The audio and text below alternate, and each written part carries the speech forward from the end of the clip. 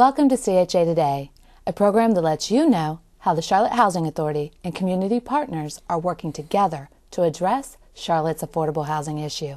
I'm your host, Jennifer Gallman. Agencies like the Charlotte Housing Authority, who receive financial assistance from the Department of Housing and Urban Development, are required to provide job training, employment, and contracting opportunities for low-income residents. The compliance requirement is referred to as Section 3, and not only applies to the Housing Authority, but also to the vendors they do business with. Here to talk with us about his organization's experience with CHA and Section 3 is Rich Doyfler of JCB Urban. Rich, welcome to the show. Thank you. Pleasure to be here. Now, first off, can you tell us a little bit about what your organization does? Yeah, we're a local builder here in town. We've been around here for about 6 years, founded by Jim Burbank. We build single-family homes, multi-family homes, and we're just starting to get into some commercial stuff. Now, you're currently working with the Housing Authority. What type of work are you doing with the agency? We're building 6 single-family homes in the Belmont Villa Heights neighborhood, and we started construction in early March, and we hope to be done around mid-August. Now, how did your organization come to be a business partner with the Housing Authority? Well, we do some work up in the Davidson area for the Davidson Housing Coalition, and I think the successful relationship up there, I think just kind of the Charlotte Housing Authority found us and started talking to Jim Burbank and just started negotiating, and it came from that. Now, Section 3 is something where we have to provide economic opportunities for low-income residents through the assistance that HUD provides us. And since you're a vendor with the Housing Authority, this is something you have to comply with too.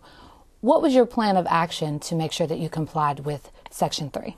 Well, we started doing a little research on Section 3. We weren't very familiar with it. And what we found was is to provide a long-term sustainability for an employer or a vendor. And what we decided to do is hire an employer to work with us for 4 to 6 months, depending on how long the project took, and provide training and assistance, and then hopefully when the project's over with, she'll have the skills needed to move on and find another job in the construction industry.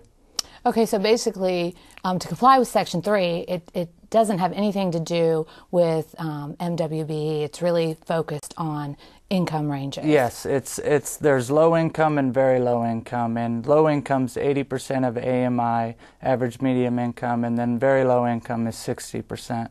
So you hired an individual who fell into that income range? Yes, we did. We found her through the Charlotte Housing Authority, and Sharbra Ellis brought us a few candidates, and we interviewed them, and we got back together as a company and decided which one would best fit, and we hired her from there. Now, to comply with Section 3, basically you have to do some interviews and then just provide a position. Yes. What type of job opportunity have you provided, and what has been the role of that position since hiring? On a daily role, what she does is she pretty much shadows me. I'm an on-site superintendent, and my role varies from first thing opening up the houses, meeting with inspectors, meeting with the tradesmen, scheduling the job sites, just your basic superintendent role. And then what we have her doing is she follows me around, and we're explaining to her the ins and outs of how to build a house and why we do this, why we do that. And then what we'll do is we also take her back to our office and have her work with our accounts receivable, accounts payable. She's worked with our design team on picking colors, selections, certain tiles, floor covering, stuff like that. So we try to give her a taste of a little bit of everything inside our company. Now, something you mentioned to me earlier is when you found out that maybe there weren't some skills that were needed during these processes when you're exposing her to different areas of the business, which I think is absolutely wonderful. What did you do then? Well, yeah, like you said, one of the problems was they call it a stopgap measure, and that's where people are hired, and what they're hired to do is not really setting them up for success down the road. They're sweeping out houses and cleaning up around the job site. So what we decided to do is how can we make it to where when she's done working with us, to where she can, put stuff down on her resume and allow her to get that next job. And so we've offered her some scholarships. She's currently attending classes, basic computer classes, writing classes, resume building classes. So when she's finished with us, we're hoping she'll have a lot of the tools necessary to compete with the market and get a job. So basically, you could have just hired someone and gave them a basic job, but you decided to take it to the next level and make sure that this individual was getting some skills needed, etc. So you're not just building buildings in the Belmont neighborhood. You're building people. Yeah, and that's what we were hoping to do. We didn't want this to, when we tell her thank you for working with us and wave goodbye. We want her to apply what she's learned out here, and to be able, when she's applying for that next position, that employer is going to see, okay, you have this experience, you have this training, and then and then they hire her, and then we did our part.